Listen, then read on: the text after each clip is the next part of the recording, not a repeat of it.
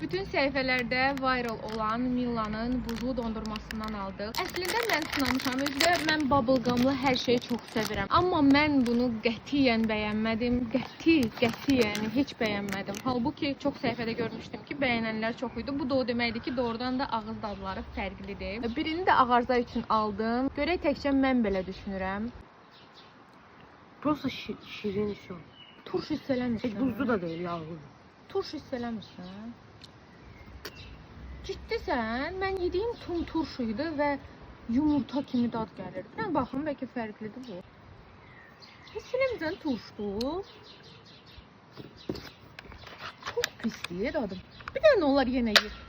Gör, yumurta dadı hiss eləyirsən.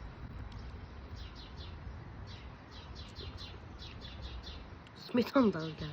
Həqiqətən də bu onun sübutudur ki, ağız dadları fərqlidir. Çünki doğrudan da bəyənənlər var və inanıram ki, doğrudan da bəyənib deyirlər, bəyənirəm. Amma mən də ağarzada qətiyyən bəyənmədik. Bir də bəyənmədik ki, bunun üstündə buzlu yazılıb, amma bu bildiyiniz dondurmadır. Yəni buzlu bir şey deyil. Bəs siz sınamısınız bundan? Aşağıda mütləq fikirlərinizi yazın.